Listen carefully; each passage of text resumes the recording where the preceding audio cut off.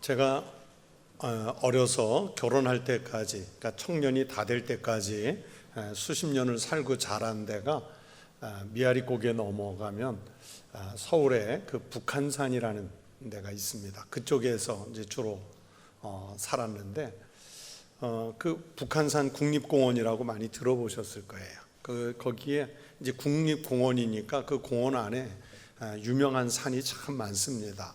뭐 북악산, 삼각산, 도봉산 또는 뭐 백운대, 뭐 인수봉, 뭐 이런 산들이 다 하나를 이루어서 이제 국립공원을 이루는데, 그러니까 거기에 있는 봉우리는 뭐 늘 그 동네 살았으니까 다 웬만하면 다 올라가 봤어요. 전문가가 올라가는 산, 그 바위산 꼭대기를 말고는 이제 뭐 소풍도 그리로 가고 또 심심하면 그리로 가고 이제 이러니까 이제 웬만한 데는 다 올라가 봤는데, 도봉산 끝쪽으로 이렇게 이제 가다 보면 정상이 있는데 그 정상 꼭대기 가기 전에 항상 어느 산이든지 그렇잖아요. 정상을 눈앞에 두고 있는 데가 제일 힘들어요. 다른 산에도 그런 지명이 있는지 모르겠는데 거기에 무슨 지명이 있냐면 깔딱고개라고 있어요. 지명이 깔딱고개예요. 그래서 많은 사람들이 어렸을 때 이렇게 가다 보면, 저도 그 깔딱고개를 넘어서 꼭대기까지 참 여러 번 갔는데 사람들이 거기까지 왔다가 못 가요. 아유, 죽어도 못 가겠다. 죽어도 못 가겠다면서 이제 내려가요. 그럼 이제 그 정상에 올라간 사람만 볼 수 있는 그 북한산의 웅장한 그 산세를 못 보고 그냥 빨리 내려가서 이제 사람들이 빈대떡 먹고 막걸리 먹고 그러고서 이제 갔다 왔다고 그러면서 가는데 좀 아까울 때가 있어요. 아우, 조금만 힘쓰면 그 깔딱고개만 넘어가면 정상인데 왜 저걸 포기하고 갈까? 이제 거기서 인내를 발휘한 사람들은 그 올라가서 보는 거고, 그 인내가 안 되는 사람은 못 가는 거예요. 근데 신앙생활을 할 때 그런 생각을 해요. 평생 예수 잘 믿다가도 마지막 우리가 종착점에서 믿어야 되는 게 뭐냐면 부활신앙이라고요.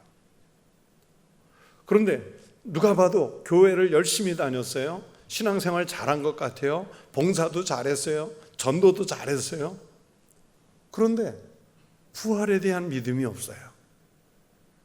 이 부활에 대한 믿음이 있어야 하나님 나라에서 마지막 영원한 생명, 상급 이런 것을 얻을 수 있는데 그것을 못 얻고 마치 깔딱고개 못 넘고 주저앉은 사람처럼 평생 교회 다니면서 신앙생활 했다고 하면서도 하나님 나라의 이 영광을 누리지 못하는 사람들이 있어요. 여러분은 정말 마지막 순간까지 예수 잘 믿다가 부활에 대한 믿음과 확신을 가지고 오늘 성경이 말씀하시는 이 영원한 하나님 아버지의 나라, 그리고 그 생명을 누리는 믿음의 성도들이 꼭 되시기를 바랍니다. 그리고 마찬가지예요. 고린도 전서를 처음부터 쭉 공부해 가다가도 고린도 전서를 마칠 때쯤 되면 고린도 전서 15장 여기가 깔딱고개 같은 장이에요. 지난주에 말씀드린 대로 이 부활장은 거의 교리를 다루어야 되는 부분이 많아가지고 이 15장 긴 장이지만 몇 번을 나눌까? 그냥 부활이라는 주제 하나 갖고 한 번에 끝낼까? 아니면 두 번에 끝낼까? 뭐 나누고자 하면 한 5번 내지 6번 나눌 수 있는데 그렇게 되면 우리 듣는 성도들이 좀 지루해 할까 봐 제가 한 3번으로 오늘까지 이렇게 나눠서 고민하고 나눠서 3번을 한 게 됐습니다. 사실 신학을 공부하면서 제일 어려운 부분 중에 하나가 언제나 교리인데 이 부활이라는 정말 방대한 교리를 쉽게 설명하는 것은 어려운 일입니다. 그래서 오늘 나눌 말씀도 35절부터 마지막 58절까지 본문 자체가 조금 길지만 최대한 교리를 쉽게 설명을 드려보려고 애를 쓰겠습니다. 오늘 이 본문의 초반부인 35절부터 38절은 부활의 과정과 새로운 몸의 모습에 대해서 말씀을 하시는 내용이에요. 이 성경 본문들 속에 제목이 있는, 이렇게 단락단락을 나누어서 소제목을 붙여놓은 성경들이 있으실 거예요. 그러면 거기에는 아마 몸의 부활이라는 제목을 붙인 것들이 꽤 있을 겁니다. 그만큼 실질적으로 몸이 부활하는 것에 대한 말씀을 여기서 주시는 거예요. 곧 죽은 자들이 어떻게 살아나며 어떠한 몸으로 나타나는가에 대해서 바울은 하나님의 놀라운 창조 능력, 하나님의 새로운 창조라는 관점에서 이 부활을 말씀해요. 사람들은 부활한다는데 정말 부활하면 어떻게 부활할까 궁금하죠. 그런데 그 부활에 대한 궁금증이 뭘까요? 35절을 보면 누가 묻기를 그랬죠. 즉 부활에 대해서 궁금하는 사람들이 물을 수 있습니다. 어떻게 물을까요? 죽은 자들이 어떻게 다시 살아나며 부활했다면 어떠한 몸으로 오느냐? 이 물음 속에는, 이 본문 속에는 두 개의 질문이 들어가 있습니다. 하나는 부활이 정말로 있다면 죽은 사람이 어떤 방법으로 다시 사느냐 하는 이 부활의 방법에 대한 질문이 하나가 들어가 있고요. 그리고 다른 하나는 그러면 부활했다면 부활 이후의 상태, 즉 다시 살아난다면 어떤 몸으로 나는 것이냐 하는 질문입니다. 하나는 방법이고 하나는 상태. 이 짧은 말씀 속에 두 개의 질문이 들어가 있습니다. 그런데요, 여러분 고린도 교회에 쓰는 편지지요. 그러니까 이 질문을 자세히 보면 정말 부활이 궁금해서 묻는 질문이 아니고, 부활을 믿기 때문에 하는 질문이 아니고, 믿을 수 없기 때문에 하는 질문, 이것을 회의적 질문이라고 하는데, 이 죽은 인간이 다시 살아날 수 없다는 이 회의적 확신을 가지고 이 질문을 하는 거예요. 누가? 고린도 교인 중에 일부가. 이런 부정적 질문에 대해서 바울은 36절에서 그 회의적 사람들을 어리석은 자요. 아니, 교인들 보고 제가 이 강단에서 여러분 어리석은 자요 이렇게 잘 믿는 분들한테 말할 수 있겠어요? 사도 바울이 고린도 교인들 보고 어리석은 자요 그렇게 말할 수 있겠어요? 없다고요.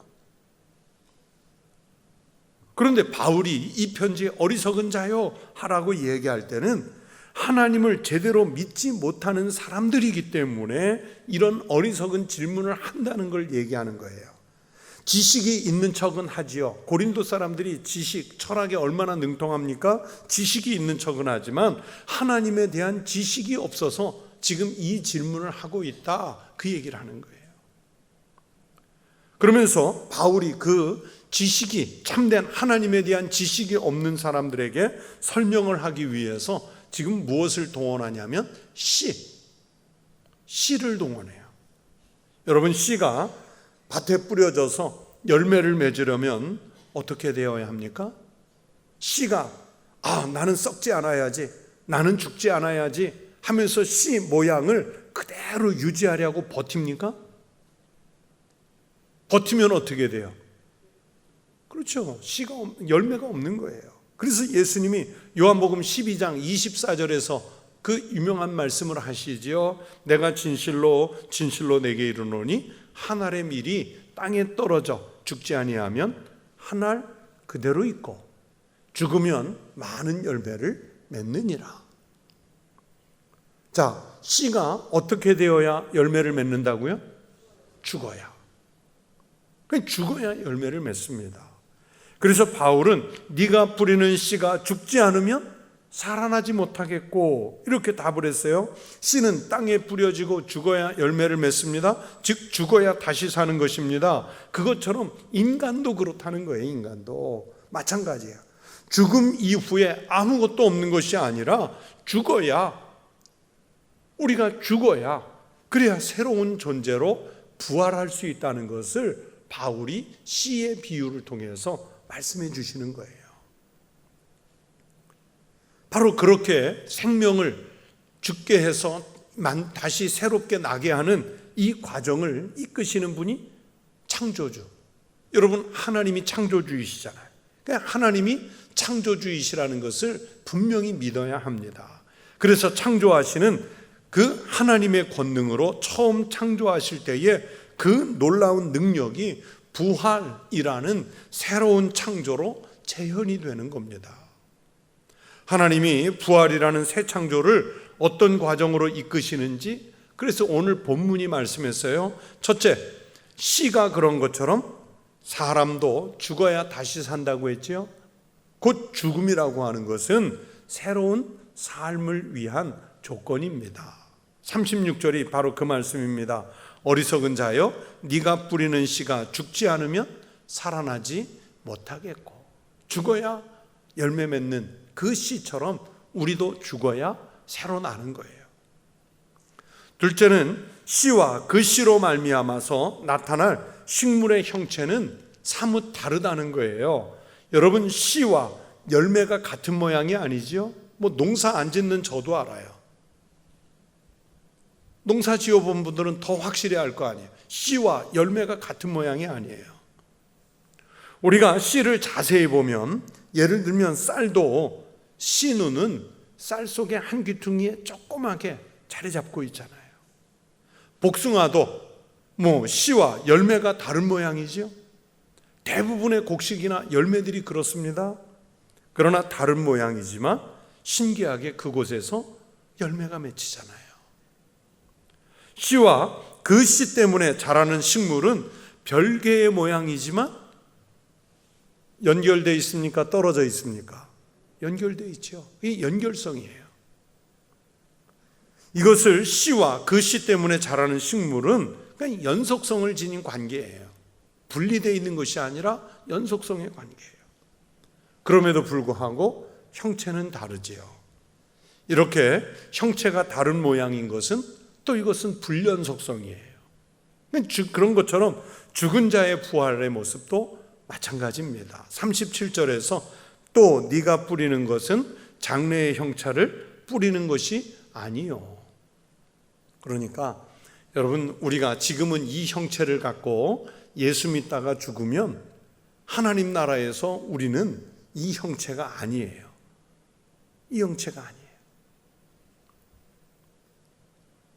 그리고 이어서 38절 이하에서 셋째로, 하나님은 모든 종자에게 고유하고 다양한 형체를 주시는 것처럼 믿는 자들이 부활의 때가 되면 하나님은 새로운 몸, 조금 전에 말씀드린 대로 새로운 몸을 창조해 주실 것이라고 말씀합니다.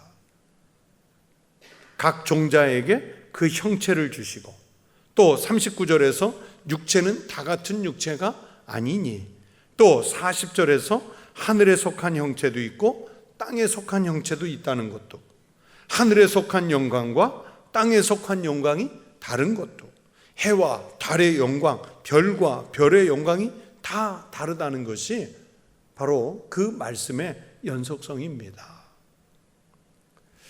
사도 바울은 36절에서 고린도 교회 안에서 부활을 믿지 않는 교인들을 향해서 어리석은 자요 라고 그랬죠. 영지주의 혹은 헬라 철학에 물들어 있는 그 일부 그리스도인들은, 아니 어떻게 신이 죽으며 또 죽은 자가 어떻게 살아날 수 있느냐 의심을 했어요. 여러 번 말씀드리지만 영지주의자들은, 여러분, 예수님은 영으로 오셨기 때문에, 육신이 없었기 때문에 진짜 죽은 게 아니라는 거예요. 우리 인간의 몸이 죽는 것처럼 예수님은 죽은 게 아니라는 거예요. 십자가에 달린 것도 영이고, 또 죽은 것 같이 했다가 살아난 것도 영이기 때문에 예수님은 진짜 죽었다, 진짜 살아난 게 아니에요. 이 영지주의자들은 신이 어떻게 죽을 수 있느냐? 신이 육신을 입고 죽는다면 진짜 신이냐? 그런 의심을 가졌어요. 아주 헬라 철학에 그 경도되어 있는 그런 신앙이었어요. 그렇기 때문에 고린도 교회 교인들 중에는 예수님이 육신으로 오신 것을 부인하고, 그 육신이 십자가에 달리신 것을 부인하고, 예수님의 몸이 몸으로 다시 부활하신 것도 부인하는 그런 이단 사상에 빠진 사람들이 있었어요. 그렇게 지혜를 자랑하면서도 바르게 깨닫지 못하는 이 고린도 교인들의 어리석은 모습을 사도 바울이 이 말 한마디로 탓하는 겁니다. 씨가 죽어야 그 죽음을 넘어서는 그런 진정한 부활이 있다는 것을 말씀하는 거예요. 고린도 교회 교인들 중에 일부는 죽음을 맛보지 않고도 부활에 들어갈 수 있다, 이런 잘못된 가르침을 따랐는데 이는 잘못된 발상이지요. 예를 들면 도마도 그랬잖아요. 아니, 죽은 사람이 어떻게 다시 부활할 수 있느냐, 나도 못 믿겠다. 내가 그분이 못 박혔던 손, 그분이 옆구리에 창에 찔렸던 부분 내가 손대보지 않고는 못 믿겠다.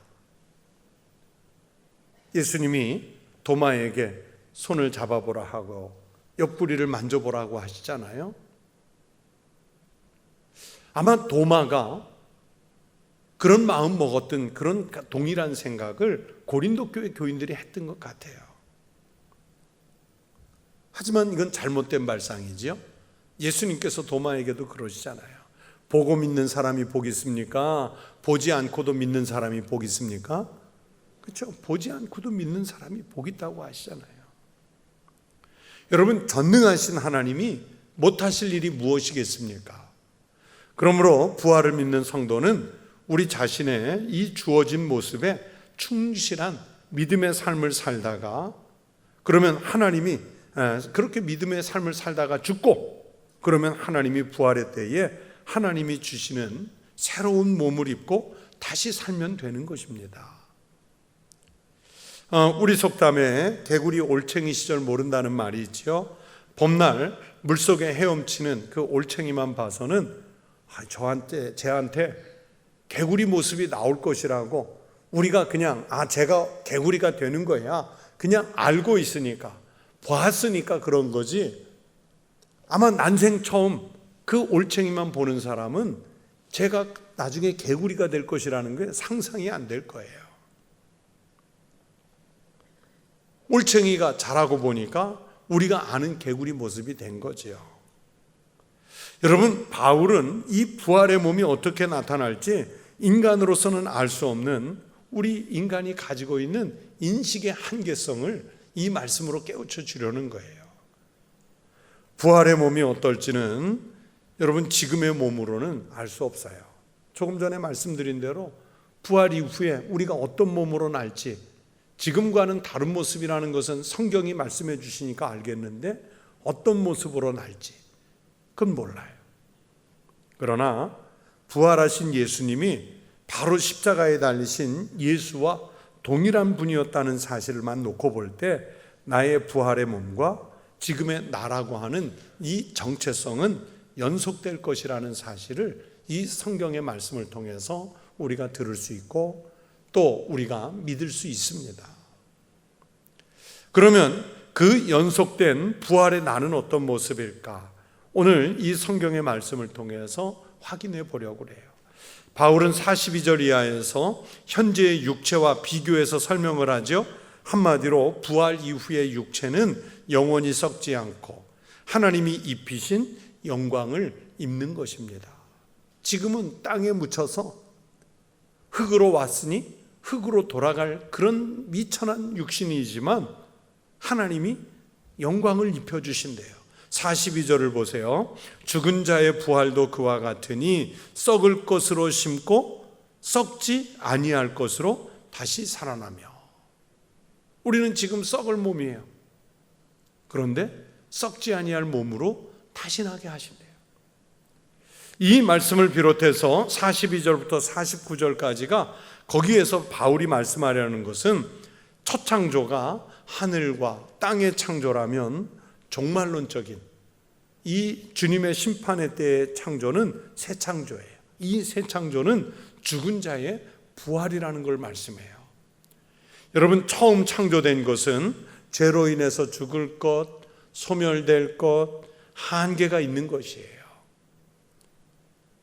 그러나 부활을 통한 새 창조는 보세요. 썩지 아니할 것, 영광스러운 것, 강한 것, 신령한 몸으로 다시 살아날 것이라고 오늘 성경이 말씀하시지 않습니까?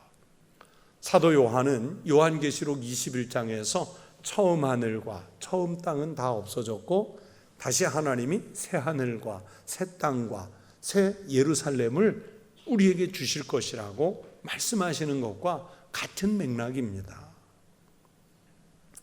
따라서 부활의 자리란 지금 이 땅에서 여러분이 상상할 수 있는 그런 상태가 아닙니다. 지금 지상의 생애에서는 감히 상상할 수조차 없는 아주 영광되고 존귀한 자리가 부활이라는 것을 성경이 가르쳐 주시고 있습니다.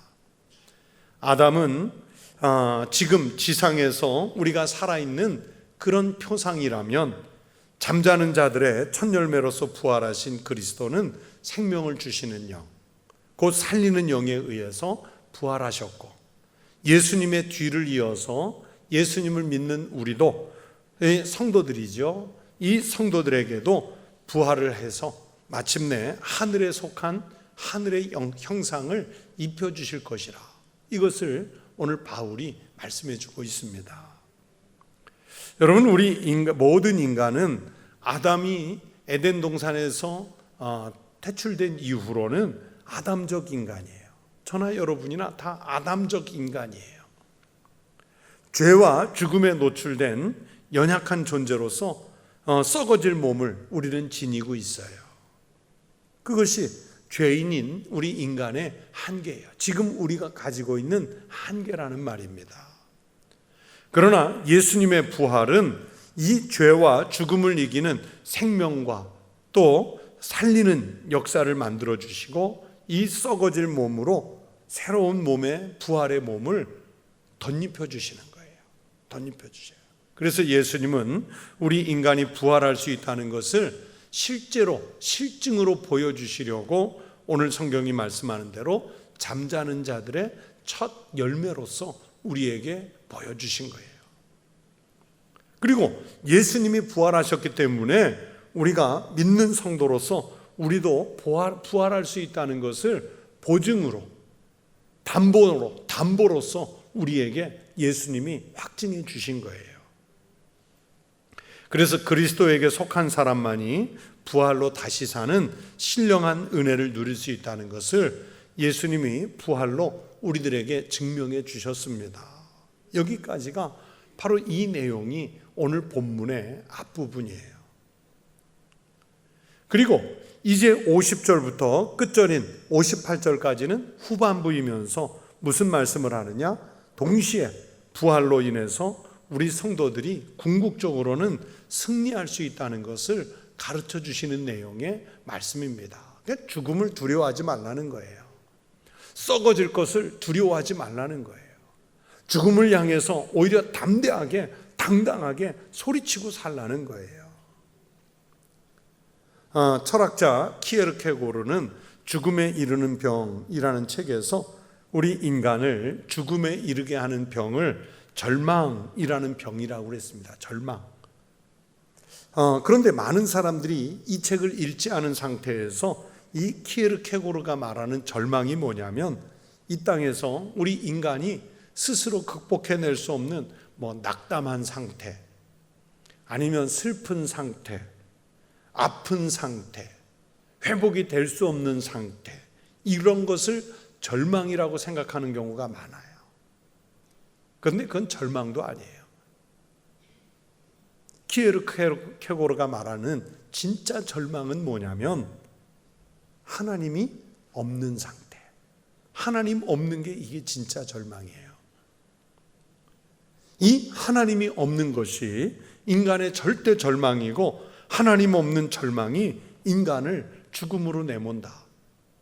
그것도 잠시 죽는 죽음이 아니고 어떤 죽음이냐? 영원한 죽음이에요.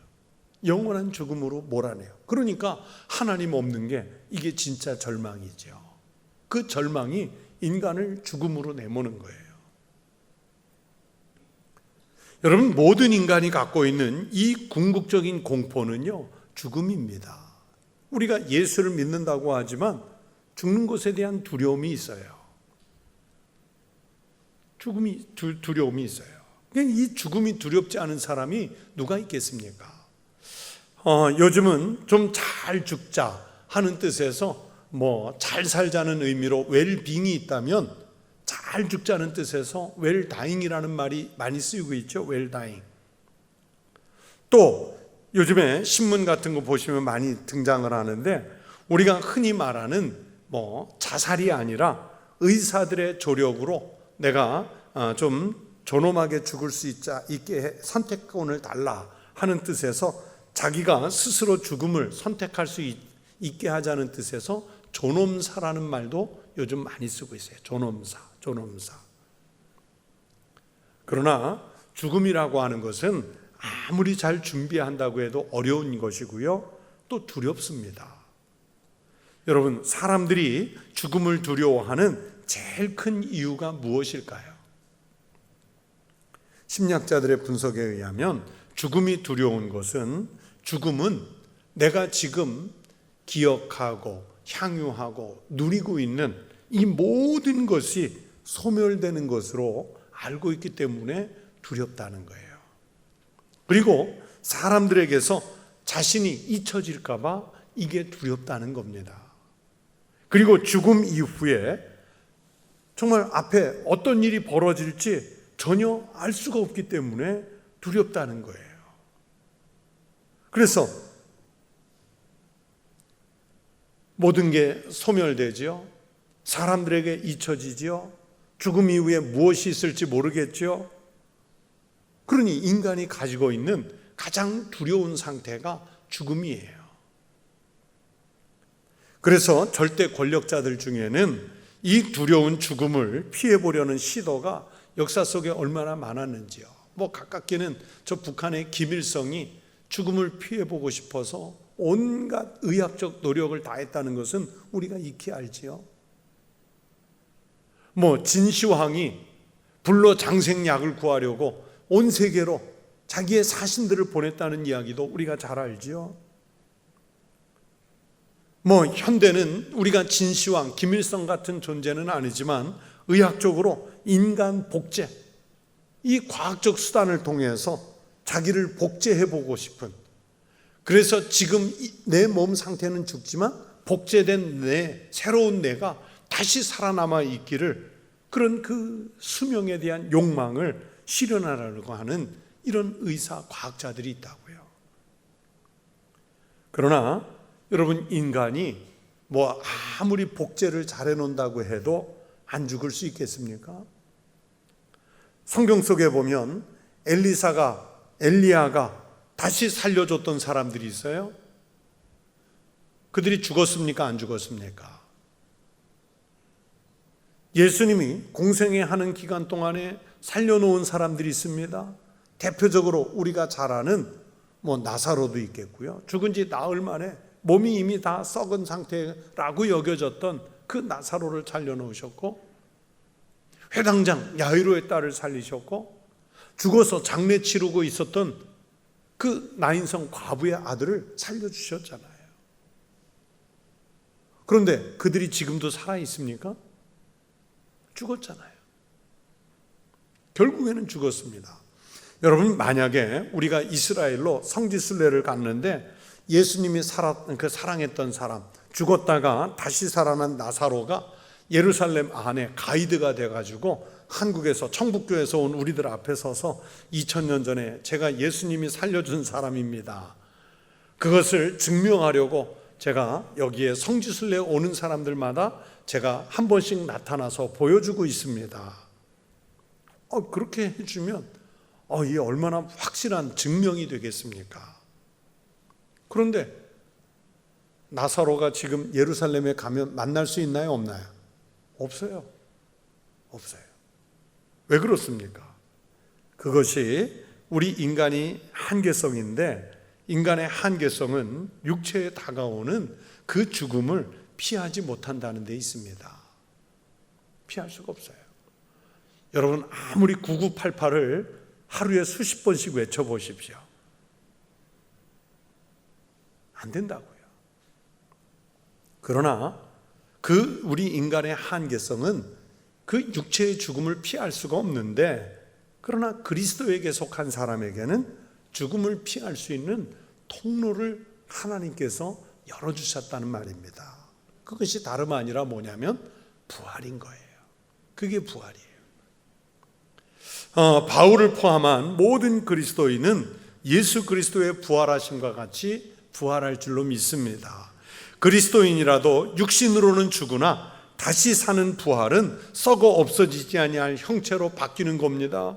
종말의 때라는 시점이 불신자들에게는 영원한 심판의 자리로 가는 고통의 순간이에요. 그래서 요한계시록 21장 5절 이하의 말씀에 보면 둘째 사망, 유황의 못에, 불유황의 못에 들어가는 거라고 그랬어요. 그걸 둘째 사망이라고 그랬어요. 한 번 죽고 두 번째 죽는데 영원히 죽는 거예요. 언제? 종말의 때라는 때. 그러나 우리 그리스도인들은 그때가 다시 사는 축복의 시간이에요. 바울은 그 상황을 52절에서 이렇게 말씀했습니다. 나팔소리가 나매. 이 나팔소리가 난다는 게 뭘까요? 예수 그리스도께서 재림하셔서 심판하실 때를 말하지요. 이때가 되면 불신자들은 둘째 사망, 영원히 죽어요. 그런데 나팔소리가 나매 죽은 자들이 썩지 아니할 것으로 다시 살아나고, 우리도, 여기서 우리는 누구를 말해요? 예수 그리스도를 믿고 부활을 믿는 그 거룩한 성도들, 우리도 변화되리라. 또 53절에서는 비슷한 표현으로 썩지 아니할 것으로 입겠고, 이 죽을 것이 죽지 아니함을 입을 것이라고 계속 반복해서 말씀하시잖아요. 즉 그리스도인은 예수님의 부활을 따라 육신으로가 아니라 전혀 새로운 모습으로 다시, 그리고 영원히 사는 존재로 부활할 것이라는 것을 말씀하시고 있습니다. 그래서 우리 그리스도인들은 이제 이 땅에서 육신을 입고 살지만, 죽음에 대해서 두려울 수도 있겠지만 죽음을 향해서 이렇게 선포할 수 있어요. 55절에 보시면 사망아 너의 승리가 어디 있느냐, 사망아 네가 쏘는 것이 어디 있느냐, 담대하게 선포할 수 있어요. 죽음은 두려운 게 아니에요. 이 말씀은 죽음을 향해 도전하고 두려움을 극복하며 완전한 승리를 노래하는 말씀입니다. 사실 바울이 이 말씀은 호세아 13장 14절에 호세아 선지자가 한 말씀을 약간 변형해서 인용한 말씀이에요. 내가 그들을 스올의 권세에서 속량하며 사망에서 구속하리니 사망아 내 재앙이 어디 있느냐, 스올아 내 멸망이 어디 있느냐, 뉘우침이 내 눈앞에서 숨으리라.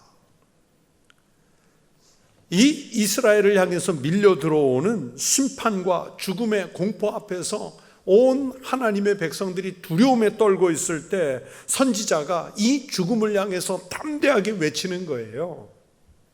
그런데 선지자가 외쳤던 그 말씀을 오늘 본문에서는 바울이 그 말씀을 받아서 또 외치는 거예요. 죽음을 향해서 가는 성도들이 다시 외쳐야 할 말씀이라는 것을 바울이 고린도 교회 교인들에게 한 말씀이고, 또 이 성경의 말씀을 오늘 읽는 우리들에게 또 하시는 말씀이에요.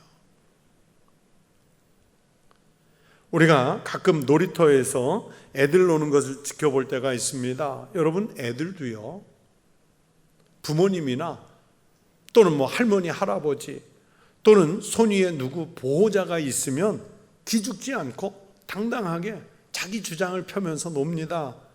그러나 애들이 여러 명 있는 무리들 속에서 자기 보호자가 없으면 좀 손해를 보거나 억울해도 주눅이 들어요. 자기를 지켜주는 사람이 없으면 주눅이 든다고요. 우리가 그 죽음이라는 이 절체절명의 두려움, 위기 속에서 당연히 주눅이 들지요. 죽음 앞에서 위축이 되지요. 무섭습니다. 두렵습니다. 그러나 사도 바울은 말씀하시는 거예요. 이제는 주눅 들지 않습니다. 두렵지 않아요. 위축되지 않습니다. 어떻게 해서요? 전능하신 하나님이 내 아버지가 되시고 예수님이 우리에게 부활의 기쁨을 주시려고 예수님 자신이 먼저 잠자는 자들의 첫 열매, 부활의 첫 열매를 보여주셔서 믿는 사람들, 우리도 부활할 수 있다는 그 길을 열어주셨기 때문입니다. 근데 죽음이 하나도 두렵지 않은 거예요. 이런 당당한 성도들 앞에서 이제 죽음은 더 이상 자기의 승리를 주장할 수 없습니다. 고통스럽게 쏘는 능력도 부활하는 성도들 앞에서는 더 이상 위세를 부리지 못하고 그 죽음의 능력을 성도들 앞에서는 상실하는 거예요. 왜냐하면 예수 그리스도께서 먼저 죽음을 이기고 부활하셨고 그리스도인도 죽음에서 부활할 약속을 이미 받았기 때문입니다. 그래서 사도 바울은 57절에서 죽음에 대해서 승리를 주신 하나님께 오히려 감사하고 있죠. 우리 믿는 사람들은요, 죽음이 두렵지 않고 오히려 감사한 거예요. 우리 주 예수 그리스도로 말미암아 우리에게 승리를 주시는 하나님께 감사하노니.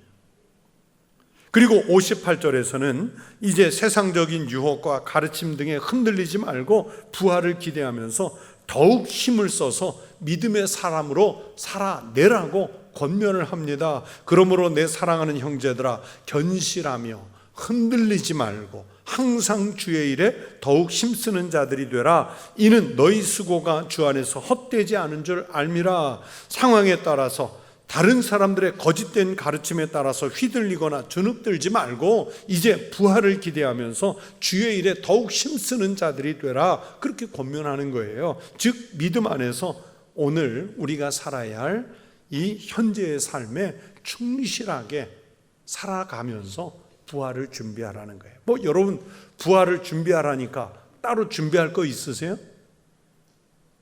뭐 옷을 새로 준비할까요? 좀 다이어트도 해놓고 성형도 좀 해놓을까요? 그거 아니잖아요. 견실하며 흔들리지 말고 항상 주의 일에 더욱 힘쓰는 자들이 되어 주 안에서 헛되지 않은 그 수고를 열심히 하며 살다가 어느 날 주님이 우리를 부르신 그날이 우리에게는 부활의 날인 거예요. 여러분은 죽음에 대해서 어떤 생각을 갖고 계십니까? 두렵습니까? 걱정이 되십니까? 이제 그리스도인은 죄와 죽음에 대해서 승리했기 때문에 오히려 현실적인 인간의 삶의 의무와 책임을 가지고 더욱 성실하게 살아야 합니다. 어둠과 죄의 자녀들이 아니라 이제는 빛과 사랑과 생명의 자녀로서 살아가야 할 요청을 주님으로부터 받고 있습니다. 부활의 소망과 확신은 그리스도인들로 하여금 일상생활에서 우리들을 도덕적인 삶으로 이끄는 힘이에요. 철학으로서 윤리가 아니라 부활을 믿기 때문에 더 하나님 말씀에 충실한 도덕적 삶을 살아내야 돼요.